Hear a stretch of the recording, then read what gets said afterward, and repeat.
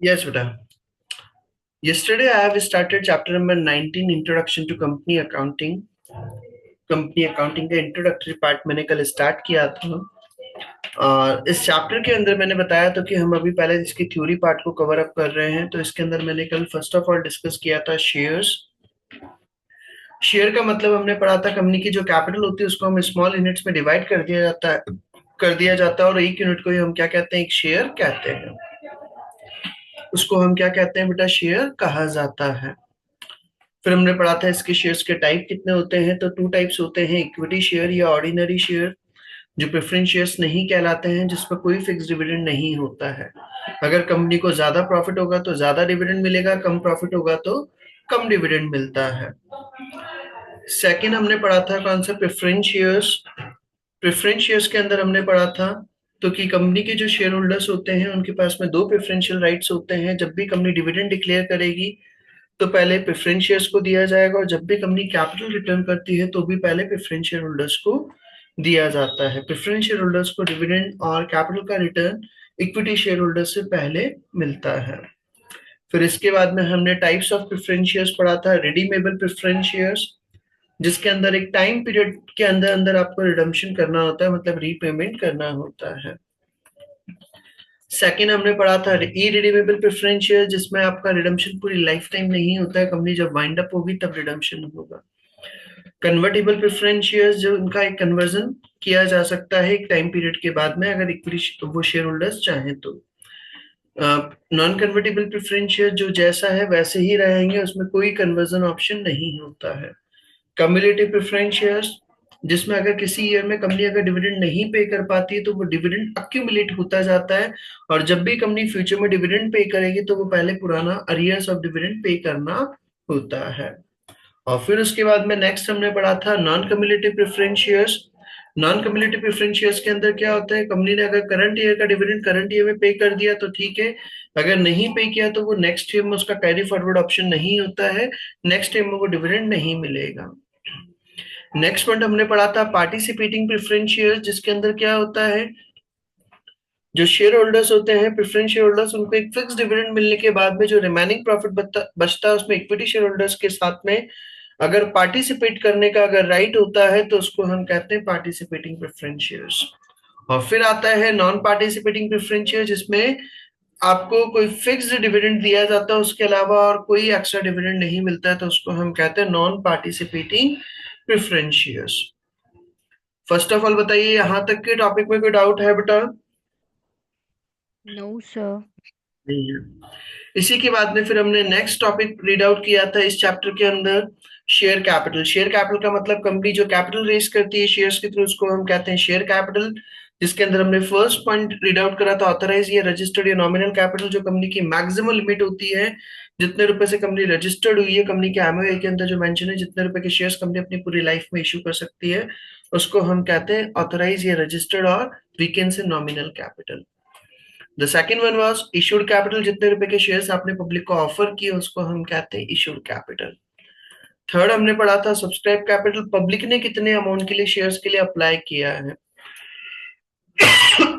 Sorry, public ने कितने amount के लिए अप्लाई किया उसको हम कहते हैं सब्सक्राइब कैपिटल। जो सब्सक्राइब कैपिटल है वो कभी भी इशूड कैपिटल से ज्यादा नहीं हो सकती है। फोर्थ पॉइंट हमने रीड आउट करा था कॉल्ड अप कैपिटल, आपने पब्लिक से कितना अमाउंट कॉल कर लिया है, डिमांड कर लिया है, उसको हम कहते हैं कॉल्ड अप कैपिटल। एक पर्टिकुलर ड्यू डेट तक आपने कितना अमाउंट डिमांड कर लिया है। फिर आया था नेक्स्ट पॉइंट हमारा paid up capital. Paid up capital का मतलब शेयर होल्डर्स कितना अमाउंट पे कर चुके हैं, उसको हम कहते हैं paid up capital.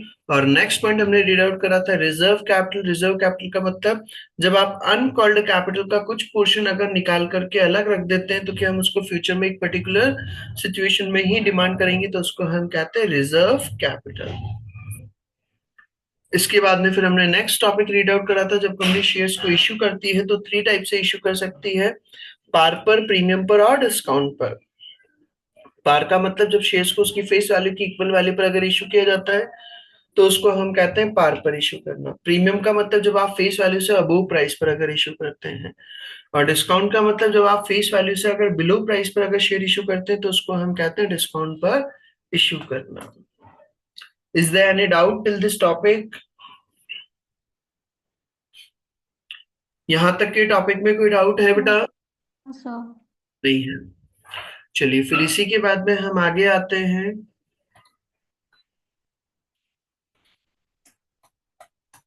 Share capital वाला टॉपिक भी हमारा हो गया। अब इसके बाद में हम आगे आते हैं। नेक्स्ट टॉपिक हमारा दिया है, यहां से आज का मैं स्टार्ट कर रहा हूं। बेसिकली जब अगर कंपनी शेयर इशू करती है और अगर अमाउंट आपको इंस्टॉलमेंट में अगर रिसीव हो रहा है, if amount is receiving in the instalments, तो आप एंट्री क्या करेंगे? तो general entry when shares issued at par, ये सब आप लोगों ने क्लास 12th के अंदर रीड आउट भी किया होगा। कोई ऐसा है जिसने अभी तक ये चीज नहीं पढ़ी हुई है, फर्स्ट टाइम रीड आउट करेगा? यस क्लास सर, मैंने नहीं पढ़ा। आप अभी 12th में नहीं है बेटा? या कॉमर्स बैकग्राउंड से नहीं है? सर मैं कॉमर्स बैकग्राउंड से नहीं थी। अच्छा, चलिए कोई इशू नहीं। अब मैं इसलिए वही वो अकॉर्डिंगली मैं उसको समझाऊं।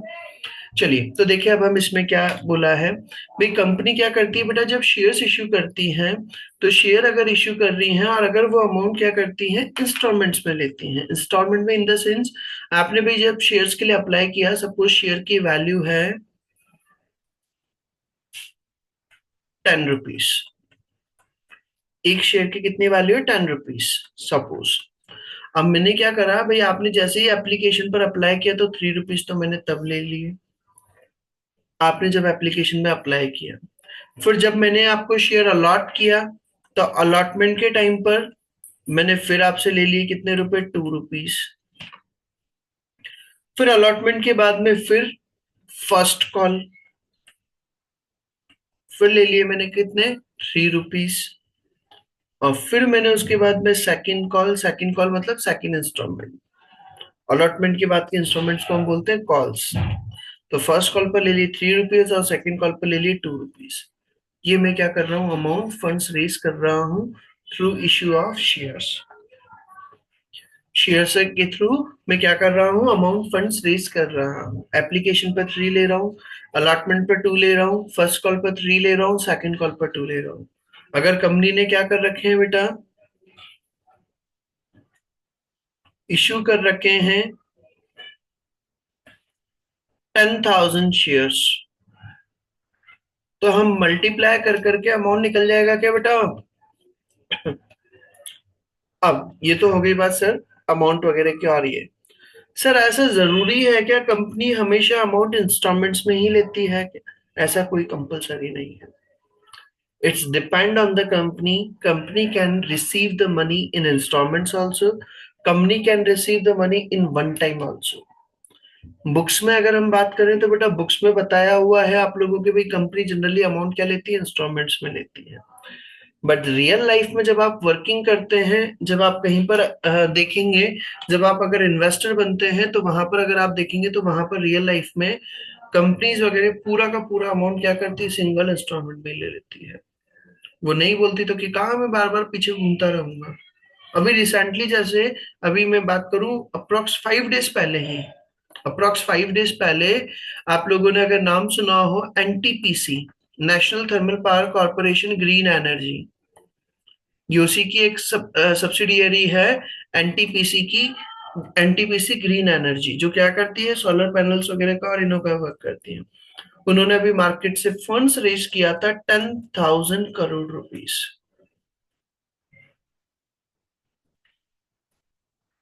कितना फंड्स रेज किया? 10,000 करोड़ रुपीस का उन्होंने। अभी मैं 5 डेज पहले की बात बता रहा हूँ। आज इनके शेयर्स क्या हो गए बेटा? स्टॉक एक्सचेंज पे लिस्टिंग हुई है, आज ही लिस्टिंग हुई है मॉर्निंग में। तो बेसिकली कंपनीज वगैरह को क्या करती है, फंड्स वगैरह की रिक्वायरमेंट होती है तो वो शेयर इश्यू करके क्या करती है? फंड्स रेज करती है। अब यहाँ पर इन्होंने जो अमाउंट लिया है वो इंस्टॉलमेंट में ना लेकर के पूरा अमाउंट एक साथ लिया है। अगर आपकी कंपनी चाहे तो वो इंस्टॉलमेंट में भी ले सकती है, और अगर आपकी कंपनी चाहे तो वो वन टाइम में भी ले सकती है। आपकी कंपनी के रेपुटेशन पर डिपेंड करता है। सर जब अमाउंट रिसीव किया जाता है तो एंट्रीज कैसे होती है?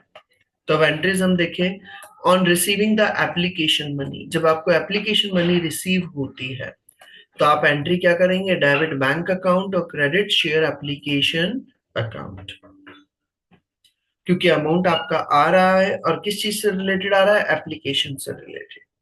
तो डेबिट बैंक अकाउंट और क्रेडिट शेयर एप्लीकेशन अकाउंट। जब एप्लीकेशन मनी को आप एडजस्ट अगर करते हैं, तो वो एप्लीकेशन मनी को आप किस पर ट्रांसफर करते जाएंगे, हमने एक अलग से अकाउंट बना रखा है शेयर कैपिटल अकाउंट, उस अमाउंट में आप ट्रांसफर करेंगे। तो व्हेन एप्लीकेशन मनी एडजस्टेड, तो फिर आप एंट्री करते हैं डेबिट शेयर एप्लीकेशन अकाउंट और credit share capital account. To entries बता दी मैंने। जब एप्लीकेशन मनी रिसीव होती है तो debit bank account, credit share application account. जब एप्लीकेशन मनी को आप एडजस्ट करते हैं तो डेबिट शेयर एप्लीकेशन अकाउंट और क्रेडिट शेयर कैपिटल अकाउंट। फिर थर्ड पॉइंट दिया है हमारा, when allotment money becomes due. जब आपकी अलॉटमेंट मनी क्या हो जाती है, ड्यू हो जाती है। सर अलॉटमेंट मनी ड्यू होना मतलब, भाई मैंने अगर आपको शेयर्स अलॉट करूंगा तो ऑब्वियसली अलॉटमेंट का पैसा भी डिमांड करूंगा, नहीं करूंगा आपका। तो अगर मैं आपसे अलॉटमेंट पर अगर अमाउंट ड्यू करता हूं तो हमारी एंट्री बनती है डेबिट शेयर अलॉटमेंट अकाउंट और क्रेडिट शेयर कैपिटल अकाउंट। वापस से बोल रहा हूँ, सबसे पहले एप्लीकेशन की एंट्री करी हमने, debit bank account credit share application account. फिर सेकंड एंट्री करा debit share application account credit share capital account. Allotment money due करेंगे तो डेबिट शेयर अलॉटमेंट अकाउंट और credit share capital account. Fourth point, when allotment money receive. जब आपको allotment money receive होती है तो फिर क्या एंट्री करेंगे, डेबिट बैंक अकाउंट और credit share allotment account. Debit bank account और क्रेडिट शेयर अलॉटमेंट अकाउंट। ठीक है सर। फिर इसी के बाद में अगर सर फर्स्ट कॉल ड्यू होती है तो फर्स्ट कॉल पर भी वही same entry, debit share first call, बस अलॉटमेंट की जगह क्या आ गया, फर्स्ट कॉल, तो debit share first call account और क्रेडिट शेयर कैपिटल अकाउंट। जब फर्स्ट कॉल मनी रिसीव होगी तो वही एंट्री, डेबिट बैंक अकाउंट और credit share first call account. जब second call money receive due होती है तो debit share second call account credit share capital account.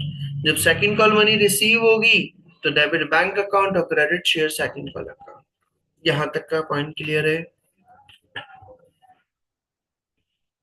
भैया? आपको यस सर। 8 एंट्रीज को इनको अच्छे से लर्न करना है, जिनको अगर नहीं है लर्न, ये चीजें क्लियर होनी चाहिए आपको, एंट्रीज वगैरह का कंसेप्ट। 8 एंट्रीज बताइए मैंने, फिर वापस से बता रहा हूँ मैं, एक और बार रिवाइज कर रहे हैं। सबसे पहले एप्लीकेशन मनी रिसीव होगी तो debit bank account credit share application account. Second entry, application money को एडजस्ट करेंगे तो debit share application account credit share capital account. जब अलॉटमेंट मनी ड्यू होगा तो debit share allotment account credit share capital account. Allotment money जब receive होता है तो debit bank account credit share allotment account. जब फर्स्ट कॉल ड्यू होगा तो debit share first call account credit share capital account. जब फर्स्ट कॉल मनी रिसीव होगा तो debit bank account credit share first call account. Second call money due होगा तो debit share second call account credit share capital account. और जब second call money receive होगा तो debit bank account और credit share second call account. Sir ये तो बात हो गई अगर हमें अमाउंट इंस्टॉलमेंट में रिसीव होता है।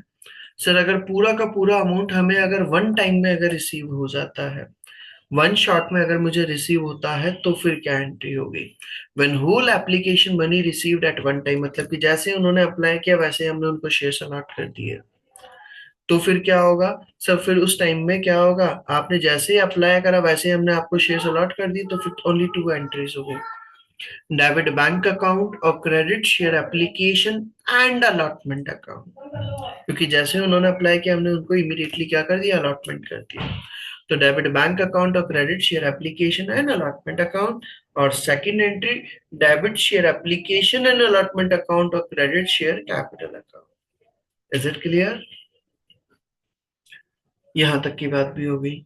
सर हम अगर इसमें देखें तो यहाँ पर आपका application and allotment account first entry में क्रेडिट हो रहा है और सेकंड एंट्री में क्या हो रहा है, डेबिट हो रहा है। तो अगर हम चाहें तो इसकी कंबाइंड एंट्री अगर बनाए, मिक्स्ड एंट्री बनाए, तो हम इसकी एक और एंट्री बन सकती है, मिक्स्ड एंट्री दोनों का मिक्स करके सिंगल एंट्री बन जाएगी, डेबिट बैंक अकाउंट और credit share capital account. Share application allotment cut जाएगा डेबिट और क्रेडिट में, क्योंकि सेम अमाउंट दोनों तरफ आ रहा है तो वो क्रॉस हो जाएगा, तो आपकी एंट्री बन जाएगी डेबिट बैंक अकाउंट और क्रेडिट शेयर कैपिटल अकाउंट। जो भी अमाउंट होगा वो अमाउंट मेंशन हो जाएगा। क्लियर पॉइंट यहां तक? डेबिट बैंक अकाउंट और credit share capital account. Yes sir. हाँ यहाँ तक कि में डाउट है क्या बेटा किसी को भी?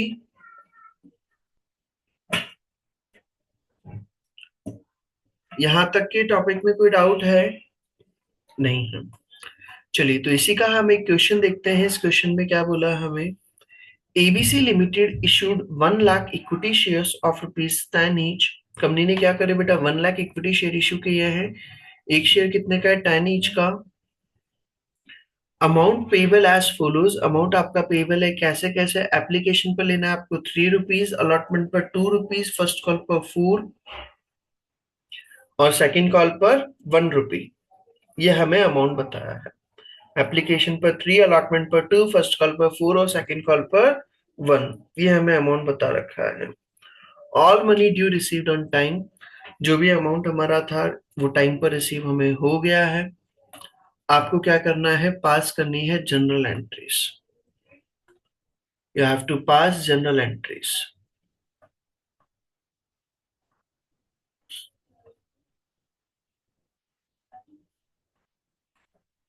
अब जनरल एंट्री करनी है बेटा, वही मैंने अभी हाल बोला। हमें एप्लीकेशन पर लेना है कितना, ₹3 और नंबर ऑफ शेयर्स कितने हैं मेरे, 1 लाख शेयर्स। अभी हाल हमने एंट्री पढ़ा, रीड आउट किया है। जब एप्लीकेशन की मनी रिसीव होती है तो डेबिट बैंक अकाउंट और credit share application account, debit bank account और क्रेडिट शेयर एप्लीकेशन अकाउंट। और एप्लीकेशन पर कितना अमाउंट आ जाएगा, 1 लाख शेयर्स और ₹3 ईच, तो कितना हो जाएगा, 3 lakh. First entry. Second entry हमारा बनेगा डेबिट शेयर एप्लीकेशन अकाउंट और क्रेडिट शेयर कैपिटल अकाउंट, और सेम अमाउंट आ जाएगा 3 लाख। तो देखो फर्स्ट एंट्री और second entry. Debit bank account credit share application account 1 lakh into 3 lakh, और second entry debit share application account और credit share capital account 3 lakh. ठीक है सर। फिर इसके बाद में हम बात कर रहे हैं अलॉटमेंट। अलॉटमेंट पे कितना अमाउंट है मेरा, ₹2। तो अलॉटमेंट पे ₹2 है, तो वही डेबिट शेयर अलॉटमेंट अकाउंट और credit share capital account 1 lakh into 2 lakh rupees. और फिर वही फोर्थ एंट्री बन जाएगी, डेबिट बैंक अकाउंट और क्रेडिट शेयर अलॉटमेंट अकाउंट, वही 2 लाख 2 लाख। फिर थर्ड और फोर्थ एंट्री हो गई, debit share allotment account to credit share capital account 2 lakh, और डेबिट बैंक अकाउंट और credit share allotment account 2 lakh. इसके बाद में फिर हम आगे बात करें फर्स्ट कॉल ड्यू करने की एंट्री करेंगे, तो debit share first call account और credit share capital account 4 lakh. वही फर्स्ट कॉल रिसीव करने की एंट्री करेंगे, डेबिट बैंक अकाउंट और credit share first call account 4 lakh. Second call पर लेना है कितना, ₹1, तो debit share second call account credit share capital account 1 lakh, और eighth entry debit bank account और credit share second call account 1 lakh. Is it clear to everyone? यहां तक का पॉइंट क्लियर है? आपके एग्जाम में क्वेश्चन में कोई आपसे जनरल एंट्री करने के लिए नहीं बोलेगा। They will not ask to make general entries. आपको सिर्फ एक कंसेप्ट क्लियर होना चाहिए, तो कि भाई एंट्रीज वगैरह का कैसे क्या पैटर्न होता है। क्योंकि आपके एग्जाम में क्वेश्चन जो आते हैं वो सारे एमसीक्यू क्वेश्चन होता है बेटा। 70 मार्क का क्वेश्चन आप पेपर आपका एमसीक्यू रहता है, तो उसके अंदर आपको ऐसा नहीं तो कि भाई आपको जनरल एंट्री का बनाने के लिए बोलेगा, बस आपको एक कंसेप्ट रिकॉल होना चाहिए, माइंड में क्लिक होना चाहिए। इसलिए ये चीज मैं रीड आउट करा रहा हूँ। हाँ बोलिए केशव, आपका क्या डाउट है?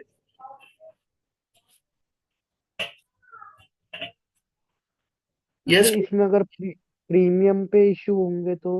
वो अभी मैं बता रहा हूँ बेटा, अभी आते हैं उस पॉइंट पर। अभी उस पॉइंट पर आऊंगा मैं, प्रीमियम का भी केस बताऊंगा, डिस्काउंट का भी केस बताऊंगा। और फिर उसके अलावा भी हम जब अगर पूरा अमाउंट एक साथ आता है तो वो कैसे एंट्री होगी, वो सब हम एक एक करके करेंगे उसको। अभी हम बात कर रहे हैं नॉर्मल केस, मैंने बेसिक केस लिया है। जब अगर आपको अमाउंट इंस्टॉलमेंट में आता है और सारा अमाउंट हमें आ भी रहा है, किसी तरह का कोई प्रॉब्लम्स नहीं आई है। ये वाला केस क्लियर है बेटा?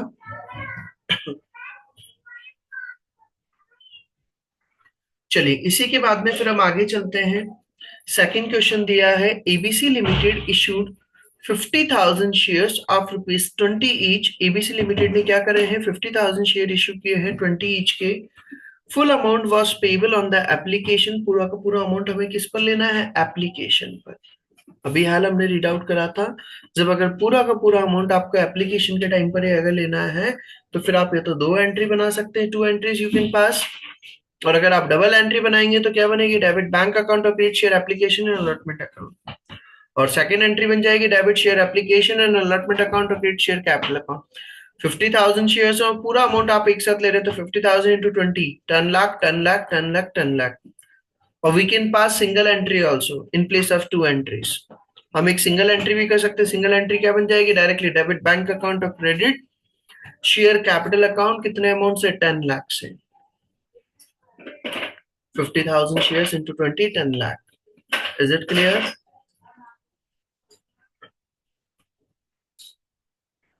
ये मेरी बात हो गई किसकी? अगर अमाउंट आपको इंस्टॉलमेंट में रिसीव होता है और अगर अमाउंट आपको वन टाइम में, वन शॉट में अगर रिसीव हो जाता है फेस वैल्यू पर, पार वैल्यू पर। इसी के बाद में फिर हम आगे आते हैं नेक्स्ट पॉइंट। अगर कंपनी ने शेयर्स क्या किए हैं बेटा? प्रीमियम पर अगर इश्यू किए हैं, when shares issued at premium.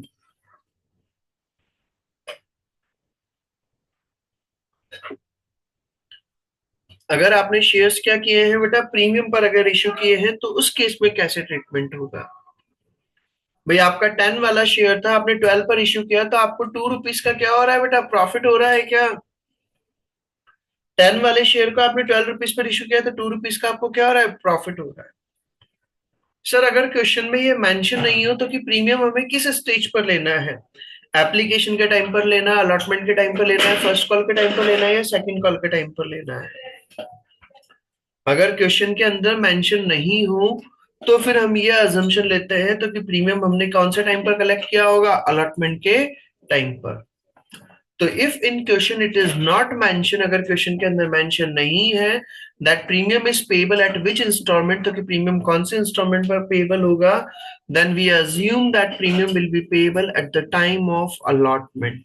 तो प्रीमियम हमें कौन से टाइम पर देना होगा? अलॉटमेंट के टाइम पर देना लेना होगा, अगर क्वेश्चन में क्लियरली मेंशन नहीं है तो। अगर वो मेंशन कर देते हैं तो देन ओके, अगर नहीं करते तो फिर हम उसको अलॉटमेंट के टाइम पर मानेंगे। सब प्रीमियम के केस में हम एंट्री क्या करते हैं? अगर सपोज अलॉटमेंट पर है तो फिर आप एंट्री क्या करेंगे? Debit share allotment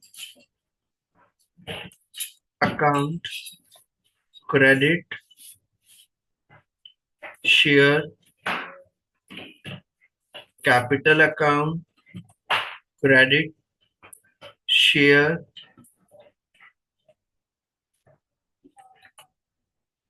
premium account बोल दें इसको, या फिर हम इसको सिक्योरिटीज प्रीमियम भी बोल सकते हैं। शेयर प्रीमियम बोल दें या फिर सिक्योरिटीज प्रीमियम भी कहा जाता है। बात एक ही है, दोनों में से कुछ भी आप वर्ड बोल दीजिए। सपोज मान लो मैं अलॉटमेंट पर 5 रुपीज चार्ज कर रहा हूँ जिसमें 2 रुपीज प्रीमियम है, तो debit share allotment account 5 rupees, share capital में आ जाएगा 3 रुपीज और शेयर प्रीमियम में आ जाएगा कितना? 2 रुपीज। और यहाँ पर फिर जब मैं सेकेंड एंट्री करूंगा, डेबिट बैंक अकाउंट और क्रेडिट शेयर अलॉटमेंट अकाउंट, और कितना अमाउंट? 5 रुपीज। तो वो हमारा कंसेप्ट होता है।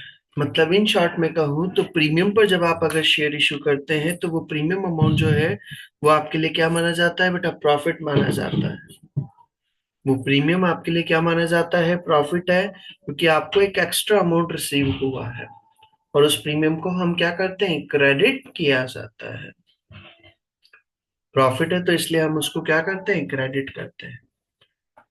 तो when shares issued at premium, तो वही एंट्री बता दिया मैंने, debit share allotment account, credit share capital account, credit share premium account. अगर सर ये फर्स्ट कॉल पर होता तो फर्स्ट कॉल वाली एंट्री में कर देते हम debit share first call account, credit share capital account, credit share premium account. Sir अगर एप्लीकेशन पर होता तो एप्लीकेशन वाली एंट्री में कर देते।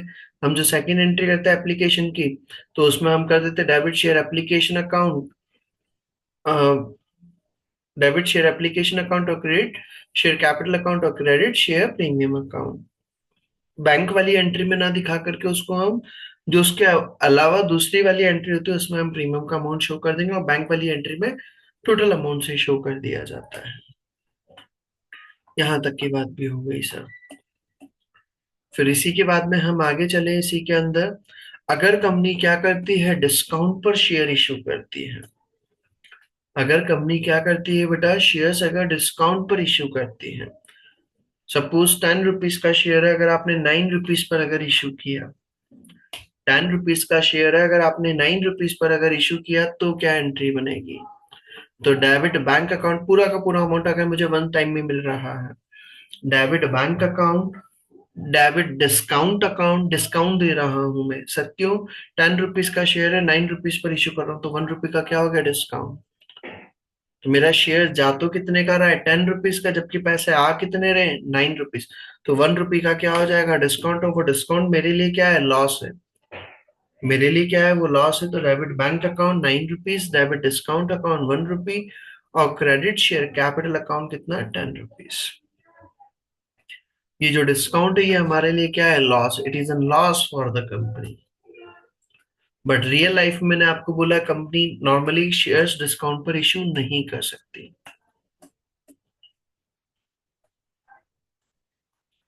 Normally it is not allowed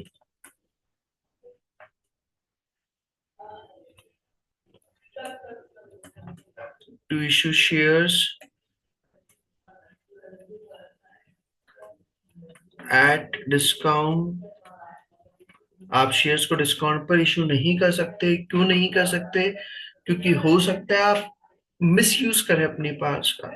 आप अपने कुछ लोगों को फायदा उठाने के लिए, फायदा देने के लिए आप हो सकता है शेयर्स को कम रेट पर इशू कर दें, तो वो चीज अलाउ नहीं होती है। Because there is chance, there is a chance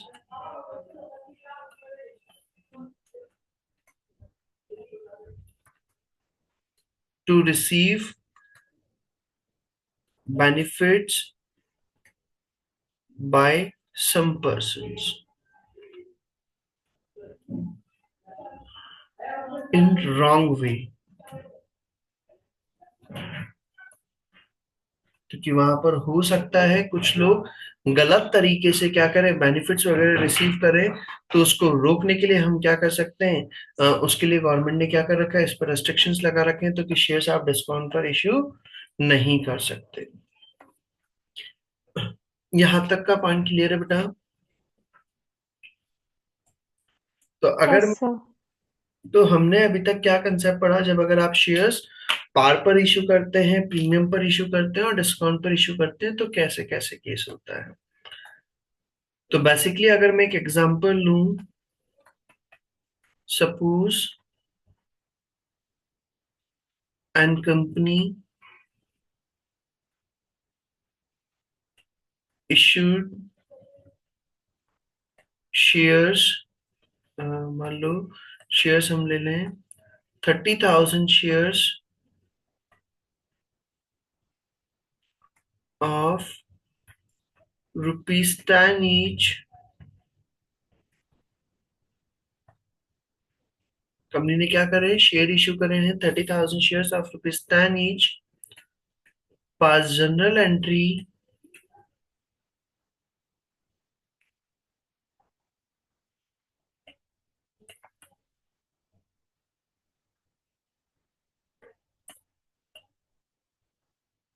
in following cases. आपको जनरल एंट्री करनी है इन फॉलोइंग केसेस में: whole amount received at the time of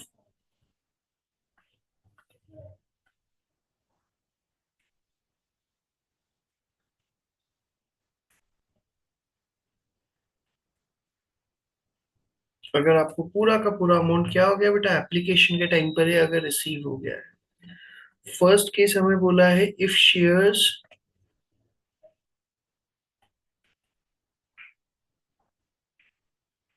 at par. अगर आपने शेयर क्या किए हुए हैं? पार वैल्यू पर इश्यू किए हुए हैं। तो पार वैल्यू पर अगर शेयर इश्यू किए हुए हैं तो फिर क्या एंट्री करेंगे? अगर पूरा का पूरा अमाउंट अगर हमारा एक साथ आ रहा है तो डेबिट, बोले बेटा क्या एंट्री बनेगी? Debit bank account. अगर हम सिंगल एंट्री बनाए तो क्या एंट्री बनेगी? डेबिट बैंक अकाउंट और credit share application account. Share application account या शेयर कैपिटल अकाउंट। पूरा अमाउंट एक साथ ले रहा हूँ ना मैं बेटा। Sir whole share capital. Share capital account, debit bank account और क्रेडिट शेयर कैपिटल अकाउंट। 30,000 हमारे शेयर्स हैं और एक शेयर कितने का है, 10 ईच का, तो ये 3 lakh. First point sir clear? हाँ बोले। Sir share application and allotment account होगा ना? मैंने बताया ना बेटा, उसका अपन सिंगल एंट्री भी कर सकते हैं, एप्लीकेशन अलॉटमेंट कट हो जाएगा। ये देखो यहाँ पर हमारा जो एंट्री में आ रहा है, ये एप्लीकेशन अलॉटमेंट अकाउंट बेटा फर्स्ट एंट्री में क्रेडिट हो रहा है और सेकंड एंट्री में डेबिट हो रहा है। आपने अकाउंट्स में रीड आउट किया हुआ है बेटा, कोई चीज अगर डेबिट और क्रेडिट में सेम चीज अगर आती है तो उसको हम क्रॉस कर सकते हैं। जी सर। तो आप यहाँ पर एक सिंगल एंट्री भी बना सकते हैं और अगर आप चाहें तो आप डबल एंट्री करके भी कर सकते हैं।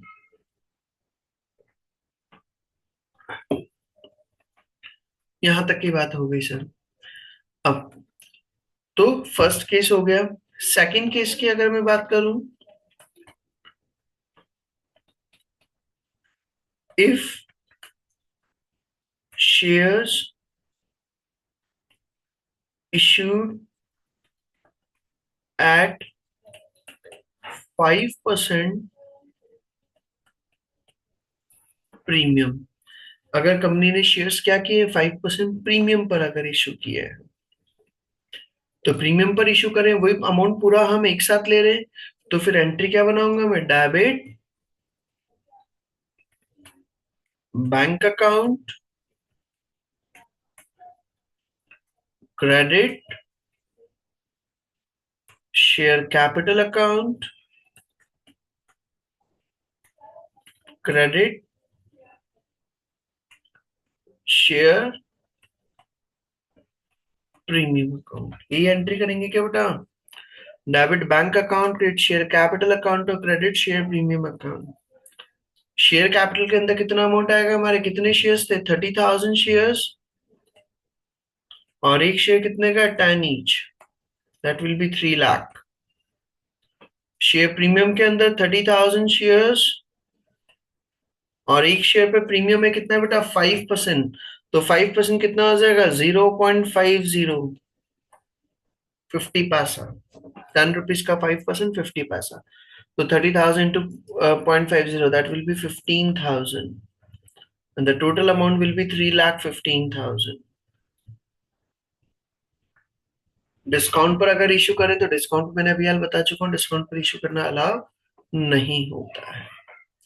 समझ में आ गया भाई ये पॉइंट? यहां तक का पॉइंट क्लियर है सभी को? Yes sir. चलिए फिर इसी के बाद में हम आगे आते हैं नेक्स्ट टॉपिक पर। नेक्स्ट टॉपिक हमारा दिया है राइट इशू। राइट इशू होता क्या है बेसिकली, ध्यान से समझें, इस कंसेप्ट को मैं समझा रहा हूँ। राइट इशू भाई, कंपनी ने क्या कर रखा था बेटा, 2019 के अंदर कंपनी ने इशू कर रखे थे 10 lakh shares to the public. 2019 में कंपनी को फंड्स की रिक्वायरमेंट थी, तो उन्होंने क्या करे थे, 10 लाख शेयर्स इशू किए थे, किसको, पब्लिक को। 2022 के अंदर कंपनी को वापस से फंड्स की रिक्वायरमेंट है। इन 2022 कंपनी को वापस से फंड्स की रिक्वायरमेंट है। Company again wants to issue 2 lakh shares to the public. Company वापस से क्या करना चाहती है बेटा, 2 लाख शेयर्स इशू करना चाहती है पब्लिक को। तो अगर वापस से कंपनी अगर शेयर इशू करना चाहती है, तो कंपनी जब सेकंड टाइम प्रपोजल ला रही है पब्लिक मार्केट में, तो कंपनी क्या करती है बेटा, जो उनके एग्जिस्टिंग शेयर होल्डर्स हैं उनको सबसे पहले वो क्या कर रही है, ऑफर दे रही है, सर अगर आप लोग इंटरेस्टेड हो तो आप मेरी कंपनी के शेयर परचेस कर सकते हो। आप मेरे साथ में ऑलरेडी कनेक्टेड हो, तो आपको पता है भाई मेरी कंपनी की कैसी वैल्यू है, कैसा वर्किंग है। If you are satisfied with me, then you can purchase shares of my company. I am giving you first proposal. If you are not interested, then you may skip this offer. जरूरी नहीं है, pressure नहीं है, but मैं first right आपको दे रहा हूं, तो उसको हम कहते हैं राइट इशू। जब कंपनी ऑलरेडी शेयर इशू कर चुकी है और अपने एग्जिस्टिंग शेयर होल्डर्स को अगर जब कंपनी राइट देती है, if they are interested then they can purchase shares of the company, they have right, तो उसको हम कहते हैं राइट इशू। और कंपनी जब अपने एग्जिस्टिंग शेयर होल्डर्स को अगर शेयर ऑफर करती है तो वो क्या करती है बेटा, मार्केट वैल्यू से कम प्राइस पर, बिलो प्राइस पर शेयर्स ऑफर करती है। जैसे सपोज अगर मान लो मार्केट प्राइस चल रही है 90 रुपीज, मेरी कंपनी ने आपको शेयर्स ऑफर कर दिए कितने पर, 80 रुपीज पर। अब जरूरी नहीं आप परचेस करो ही सही, आपको डिस्काउंट्स वगैरह मिल रहे हैं, मान लो ऑनलाइन में मोबाइल पर डिस्काउंट मिल रहा है, आपको जरूरत ही नहीं, तो आप ये तो ना हमेशा डिस्काउंट मिल रहा है तो खरीद ही लोगे। भाई नहीं है आपकी रिक्वायरमेंट तो आप नहीं लोगे, या आपके पास फंडिंग्स नहीं है तो आप नहीं लोगे। बट अगर आपके पास फंडिंग्स है तो आप शेयर परचेस करोगे। तो वो टॉपिक हमारा दिया है right issue. Right issue is an invitation to the existing share holders, जो आपके एग्जिस्टिंग शेयर होल्डर्स होते हैं उनको आप इन्विटेशन देते हैं to purchase additional new shares on the company, तो क्या आप और नए शेयर्स कंपनी के अंदर परचेज कर सकते हैं। This type of issue gives existing share holder securities called right. और इस तरह का जो इशू होता है जिसमें हम एग्जिस्टिंग शेयर होल्डर्स को सिक्योरिटी इशू करते हैं तो उसको हम कहते हैं rights. With this right share can purchase new shares at discount to market price. और इस राइट इशू के कारण, राइट के कारण जो एग्जिस्टिंग शेयर होल्डर्स हैं उनको मार्केट प्राइस से, मार्केट वैल्यू से कम प्राइसेस पर शेयर्स ऑफर किए जाते हैं। Generally right issue used by the company to pay debts, specially when they are unable to borrow more money.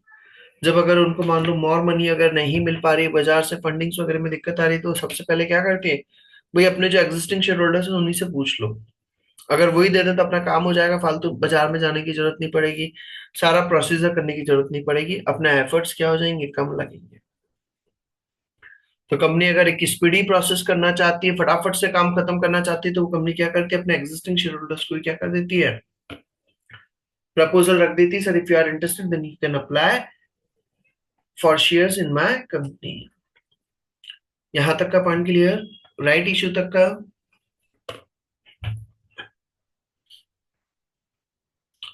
Right issue तक का पॉइंट क्लियर है बेटा सभी को। Yes sir. Yes, sir.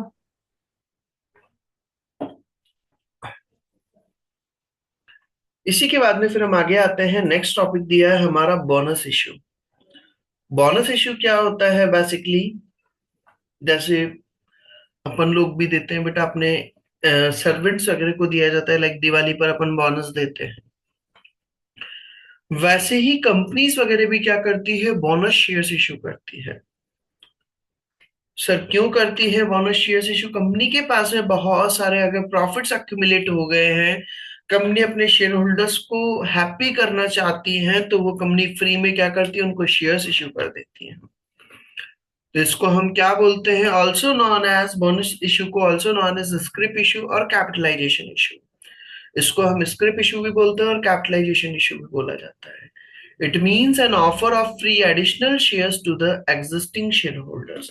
आप क्या कर रहे हैं, जो हमारे एग्जिस्टिंग शेयर होल्डर्स है उनको आप फ्री में शेयर इशू कर रहे हैं, तो उसको हम कहते हैं bonus issue. A company may decide to distribute further shares as an alternative to increase dividend payout. Dividend pay out क्या होता है वो अभी हम आगे डिस्कस करेंगे, अभी उस पर जाने की आपको रिक्वायरमेंट नहीं है। भाई आपका डिविडेंड का जो कैपेसिटी वगैरह है वो चीज क्या हो जाती है, इंक्रीज हो जाती है। तो आप सिंपल से अभी तो यहाँ पर बस याद रख लो, फिर आगे समझाऊंगा मैं इसको पूरे पॉइंट को। तो कंपनी क्या करती है, अगर कंपनी को शेयर्स वगैरह अगर बढ़ाने हैं, शेयर्स के नंबर ऑफ शेयर्स अगर इंक्रीज करने हैं, तो कंपनी क्या करती है, बोनस शेयर इशू करती है। For example, a company issue 1 bonus share for every 5 shares held. अगर कंपनी ने क्या करा है, हर 5 शेयर्स के बदले में एक बोनस शेयर इशू किया है। बोनस शेयर से क्या होता है बेटा, increase the company share capital but not it's assets. Company की शेयर कैपिटल तो इंक्रीज हो जाएगी बट असेट्स पे कोई फर्क नहीं पड़ता है। सर ऐसा क्यों, क्योंकि जब आप शेयर इशू करते हैं बोनस शेयर इशू, तो वो फ्री में इशू किए जा रहे हैं। बोनस शेयर जब आप इशू कर रहे हैं तो उससे कोई अमाउंट आपको रिसीव नहीं हो रहा है। तो अमाउंट अगर आपको रिसीव नहीं हो रहा है तो वो आपके लिए क्या होगा, शेयर इशू हुआ है आपका, शेयर तो गए बट पैसा, वो शेयर तो गए आपके, शेयर इशू तो कर दी बट अमाउंट आपको रिसीव नहीं होता है। लाइक सपोज आपके 5 लाख शेयर्स था, $1 ईच, $5 लाख के थे। अब कंपनी ने क्या करा, हर 5 शेयर के बदले में एक बोनस शेयर इशू करा है, तो कितना हो जाएगा, 1 लाख शेयर इशू करेगी कंपनी बोनस शेयर्स, तो 1 लाख इंटू 1 लाख, तो आपकी नई शेयर कैपिटल तो कितनी हो जाएगी, $6 लाख। बट आपको बोनस शेयर जब कंपनी इश्यू करती है तो कोई कैश रिसीव नहीं होता, no cash receive, so no if impact on assets. जब कंपनी बोनस शेयर इश्यू करती है तो उसका असेट्स पर, कैश पर कोई इम्पैक्ट नहीं आता है। Is it clear?